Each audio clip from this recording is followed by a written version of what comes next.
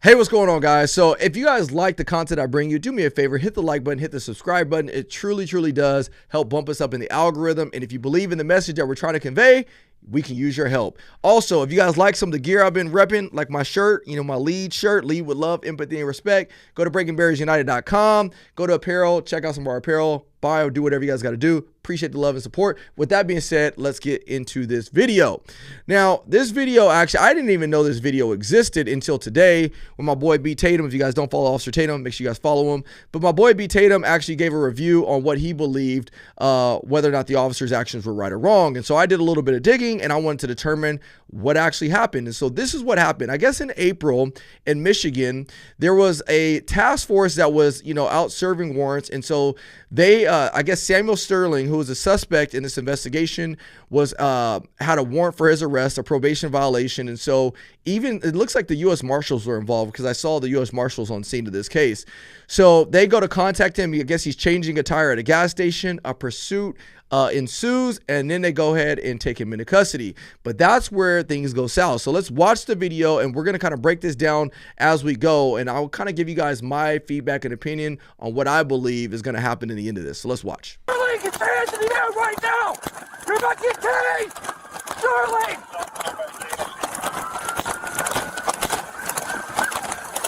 Okay, where's the Burger King?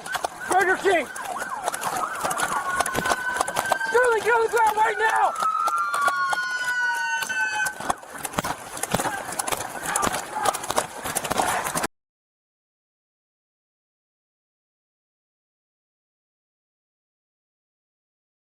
So for the sake of YouTube's guidelines, we're going to blur out the end of this video just simply because I don't want to go against the guidelines.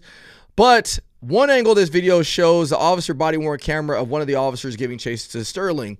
So as he's running, it looks like your typical pursuit. But where the controversy comes in, there's an unmarked unit, a sergeant. I think his name is Sergeant Bailey. I could be wrong. But a sergeant comes out of nowhere, basically in this unmarked unit, and collides into Sterling, who is running by a Burger King. So what I want to do now is I'm going to show you another body camera, another footage from the car that kind of gives us a better depiction as to what happened and how it happened. And then I'll kind of give you guys my opinion and feedback on whether or not I think this was right or wrong. Again, we have to let the justice system do what it does. So rather than just come out and saying he's flat out guilty or he's flat out innocent, I'm going to give you basically my opinion based on my training experience. And then I'll let you guys call a spade or whatever you guys want to do it based on how you guys view it. But let's watch that other video and then we'll come back and talk about the rest of it. Burger King! Burger King!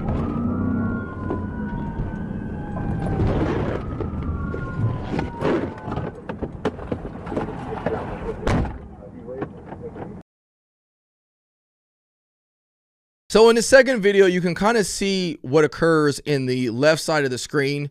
Again, we kind of blurred it out just because I don't want to go against the guidelines. So what we'll do is we'll post it up on our Instagram account so you guys can see the unedited version. And again, I don't like showing unedited versions just simply because they're tragic. A family did lose a loved one, so it's tragic. The only reason I do it though is because I think that if in order to really understand what's going on and understand whether or not this is right, wrong, I think we have to kind of see all the facts and evidence of the case. Obviously, I'm not a juror or anything like that, but that's why I do it. So here's what I'm going to initially say. The officers were trying to take him into custody and he fled. This happens all the time. Foot pursuits happen all the time.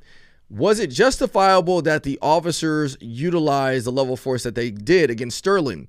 At first glance, I'm going to go out and say no. And here's why I say no.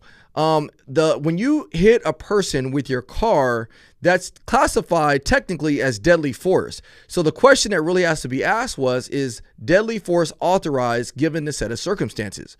Well, I guess a better question to ask is what would, determine whether or not deadly force is reasonable in this set of circumstances? Well, if they knew that Samuel had a gun and he was running into a store, and let's just say he committed a violent act that preceded this pursuit. Let's just say a murder had just occurred, an assault with a deadly weapon occurred. Let's just say he brandished a firearm at somebody. If these officers had knowledge ahead of time that this was a very, very dangerous guy and he's running into an occupied dwelling like a restaurant or something like that, then yes, you could say deadly force would be warranted. However, After doing the research that I've done, and again, I don't have all the facts just because there hasn't even been a trial or anything like that just yet, but after doing the limited research that I've done, there hasn't been a lot of information that has come out that said that he pointed any guns or he threatened anybody. As of this moment, all I know is that he was wanted for a violation of probation. And in the past, he does have a track record for some of his former charges were felon in possession of a firearm, carrying a concealed firearm, and I think some like identity theft stuff. But nothing that was violent, nothing that was actively violent like assault, murder, or anything like that. And so at this time, based on the limited information that I have, it seems like the want was just somebody that was in violation of probation. So does that make this a deadly force encounter? At first glance, it doesn't to me. And I think that's what's going to come up in court is that officer, the deputy that was the one that utilized this level of force, is did he have an authorized reason to utilize deadly force? And if they can't determine that beyond a reasonable doubt, this officer could face some prison time. Now, they've charged him with, I believe it was second-degree murder and involuntary manslaughter. I believe the second-degree murder charge carries up to, I believe, a life sentence in prison, and the involuntary manslaughter carries up to 10 to 15 years, if I'm not mistaken. That's what he was charged with. So the DA did file charges, and they're going to go to trial. And again, the deputy in this case and his team is going to have to basically make the case that says, hey, look, I believed that deadly force was warranted, which is why I utilized my vehicle to stop that threat, overcome resistance, and prevent escape. He's going to have to be able to explain that. And if he can't do that and convince a jury, then he might go do some jail time. Now, one last thing I want to highlight with this case, which I think is equally important. The family came out, and the family, obviously they're sad. Their son died. The family, they believe that charges should also be applied to other officers on scene. But this was an individual decision by that deputy who decided to utilize a level of force against him. After that, the way the officers respond is customary practice. They still hadn't searched him out yet. They did know that he had prior arrests for carrying weapons and stuff like that. And so obviously he's in pain. However, they can't negate that immediately because let's just say he does have a weapon. Let's just say he is faking because we've seen that before. They have to make sure like he doesn't have any weapons. And so the reason I still say that they did treat him with care and caution is because as opposed to handcuffing him behind his back, which is a customary practice, they say, hey, cuff him in the front. They do have to cuff him because they don't want him reaching in his pockets just in the event he does have a weapon. But as they do that, they keep him on his side. I think the parents even said that they were kneeling on him. I didn't see in this video where they were kneeling on him at all. And so to say that the other officers should be charged or complicit, their actions were independent of the officer who actually utilized the level of force. And they also, they have to wait for medical personnel to arrive on scene. So an ambulance or a fire department who was actively en route. And so they can't do anything at this moment in time, medically speaking, because they're not medical professionals. So I don't believe the other officer should be charged just simply because they weren't the ones that made the decision to utilize the level of force against this person. And the moment they realized that he was hurt, they started to do what they could in order to keep him comfortable until they arrived on scene. So this is just my initial assessment. Could I be wrong? You could always be wrong. And again, at first glance, it looks like that it doesn't appear to be justified at first glance just based on the limited information that's out. That could always change. And so I always say this, and I've learned this lesson the hard way. There's been times where I've come out and said, hey, look, you know what, this is bad. The officers are completely wrong. And then, I had to eat crow later on when I found out some facts that nobody knew in the investigation until it came out in the trial. So that's why I always say this is just based on my own limited knowledge of the case.